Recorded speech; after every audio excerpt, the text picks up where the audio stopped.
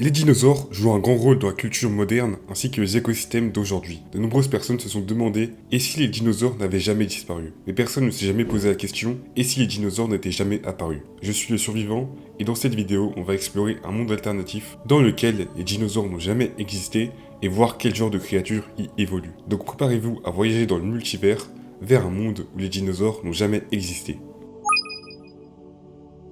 D'abord, avant tout, on doit savoir pourquoi et comment les dinosaures ont pu prendre le dessus sur toutes les formes de vie pendant le Mésozoïque. En effet, pendant 120 millions d'années, ils ont formé le groupe le plus dominant de vertébrés terrestres. Mais pourquoi?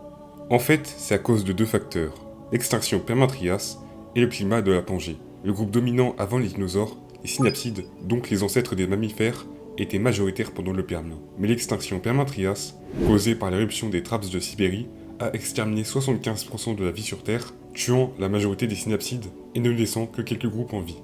Les ancêtres des dinosaures, les archosaures, profitèrent de cela pour remplacer les synapsides, ayant en plus de cela un métabolisme plus adapté au climat aride du Trias que celui des synapsides, ce qui mena les synapsides à devenir de petits herbivores ou insectivores poilus qui deviendront au Jurassique des mammifères.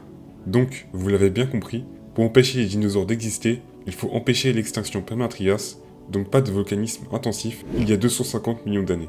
Dans cette timeline, les thérapsides, un groupe de synapsides qui a un plan corporel mammalien et pondent des œufs, restent dominants. Ils continuent de devenir plus grands, bien qu'ils n'atteindront jamais la taille des dinosaures sauropodes en raison de leur système respiratoire moins complexe et le fait que leurs os ne sont pas creux, donc beaucoup plus lourds. On aurait vu de nombreuses créatures ressemblant à un mix entre un mammifère et un reptile, ayant des poils et des écailles en même temps et pondant des œufs. Mais ils se seraient sûrement rapprochés de plus en plus des mammifères car les thérapsides étaient déjà engagés sur cette tendance pendant le Permien, devenant de plus en plus similaires aux mammifères avec le temps qui passe. Des herbivores géants du groupe des dicynodontes, ressemblant aux Moschops ou à l'Isovichia, mais avec un peu plus de poils, auraient sûrement dominé le Trias, occupant une niche écologique similaire à celle des cératopsiens et des ornithopodes. On aurait pu voir l'apparition d'un herbivore similaire à une girafe, en termes de plan corporel, qui aurait rempli une niche écologique similaire à celle des sauropodes. Les thérapsides carnivores, les thériodontes, quant à eux, seraient restés des apex prédateurs avec la famille des gorgonopsiens, qui ne disparaît jamais de la carte, et continuent à évoluer et à faire régner la terreur sur les déserts du Trias. Les cynodontes, un autre groupe de thériodontes, ne seraient pas devenus aussi divers que dans la timeline originale, car ils n'auraient pas pu profiter du vide laissé par les autres thérapsides. Mais peut-être qu'ils auraient quand même donné naissance aux mammifères au Jurassique. Une des grandes conséquences de ce scénario est la non-apparition des ptérosaures. En effet, les ptérosaures descendent des mêmes ancêtres que les dinosaures, donc ils ne seraient vraisemblablement pas apparus. Donc les insectes libres de toute prédation seraient beaucoup plus grands qu'aujourd'hui. On aurait vu des géants comme Meganeropsis du Permien qui faisaient la taille d'un aigle. Dans les mers, les trilobites auraient survécu à l'extinction et se seraient peut-être rediversifiés. Les requins du Permien comme Helicoprion auraient continué d'être le groupe dominant, laissant moins de place pour les reptiles marins. Des reptiles marins qui pourraient d'ailleurs être rejoints par les ancêtres des crocodiles, qui pourraient devenir un groupe similaire à celui des mosasaures, comme les métriorhinquidés du Jurassique. Mais à la fin du Trias, il y a environ 200 millions d'années, une extinction massive arriva. Une explosion du volcanisme tua une bonne partie de la vie marine et terrestre. Dans notre timeline alternative, cette extinction réduira sûrement la diversité des thérapsides. Au Jurassique, on peut dire que l'extinction a réduit la diversité des thérapsides, laissant l'opportunité aux mammifères, ou du moins un groupe de cynodontes extrêmement proches, de prendre une place plus dominante. Bien que les gorgonopsiens prédateurs et les dicynodontes herbivores ne s'éteignent pas et restent dominants, le titre de roi des thérapsides est donc disputé pendant cette période entre les mammifères, les gorgonopsiens et les dicynodontes.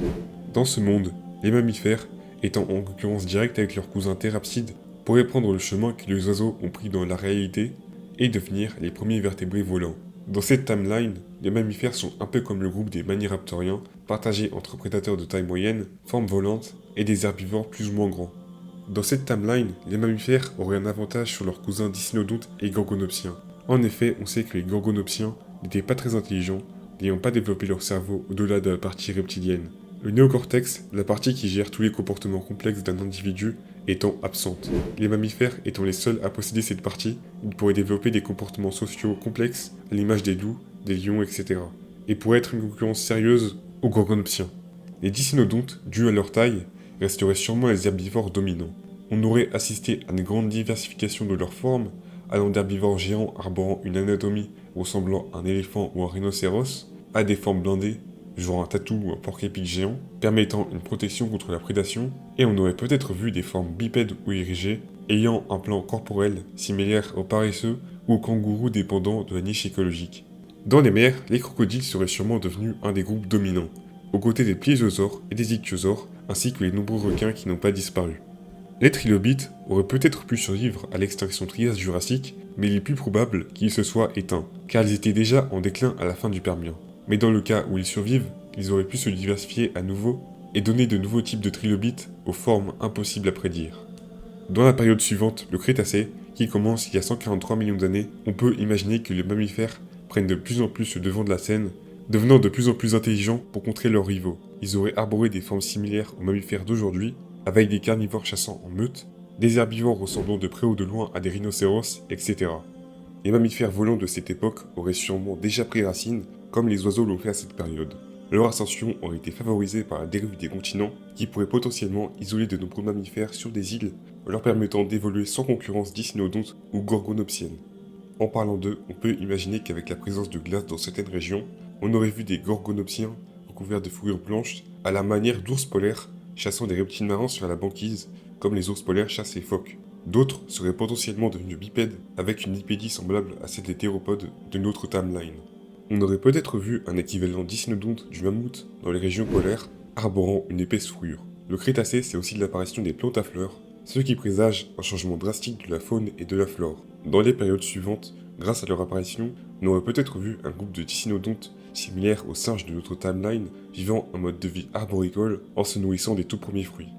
Les ancêtres des dinosaures de cette timeline seraient de la même position que les mammifères dans le monde réel, c'est-à-dire un groupe d'animaux insectivores vivant dans l'ombre d'un autre groupe étant relégués au bas-fond de la chaîne alimentaire.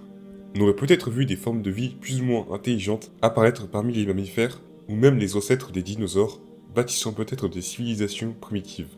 Mais il y a une chose qui ne change pas dans cette timeline. L'extinction Crétacé-Paléogène se produit quand même, et il y a 66 millions d'années, une météorite percute la Terre, propulsant des tonnes de cendres dans l'air, empêchant les plantes de faire de la photosynthèse, menant probablement à l'extinction de nombreux groupes. On peut imaginer que les dicynodontes disparaissent quasiment tous, ainsi que les gorgonopsiens. Les mammifères volants ou non seraient gravement touchés, mais ne disparaîtraient probablement pas. Les ancêtres des dinosaures survivraient pour la même raison qui a permis la survie des mammifères, leur petite taille et leur niche écologique opportuniste. Dans les mers, les grands reptiles marins disparaissent, probablement tous, mourant de la famine résultant de l'arrêt de la photosynthèse. Les trilobites pourraient survivre ou mourir pendant cette extinction, on ne sait pas vraiment. En tout cas, ce qui est sûr, c'est que les thérapsides ne domineront plus la planète Terre. Dans cette timeline, le Cénozoïque serait l'ère des dinosaures. Mais ces dinosaures seraient très différents des dinosaures qu'on a connus. En effet, la flore du Cénozoïque est très différente de celle des périodes précédentes. Les conifères ou les ginkgos sont dominés par les plantes à fleurs, et un nouvel écosystème, la prairie, caractérisée par l'herbe, une plante qui n'existait pas pendant les périodes précédentes, apparaît au Cénozoïque. Par conséquent, les dinosaures alternatifs ne deviendront probablement pas aussi grands que de notre timeline, devant brouter l'herbe à même le sol.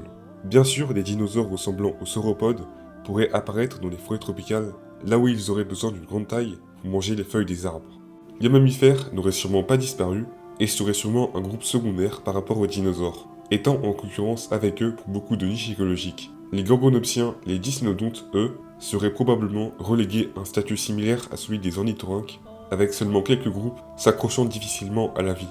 Je ne peux pas deviner si un être mammalien, dinosaurien ou même autre aurait développé une intelligence, conquis tous les écosystèmes et envoyé des bouts de métal dans l'espace, mais ça serait quand même très fun à imaginer. En tout cas, j'espère que vous avez aimé cette vidéo. Si c'est le cas, n'hésitez pas à liker et à vous abonner. C'était le survivant, à toutes.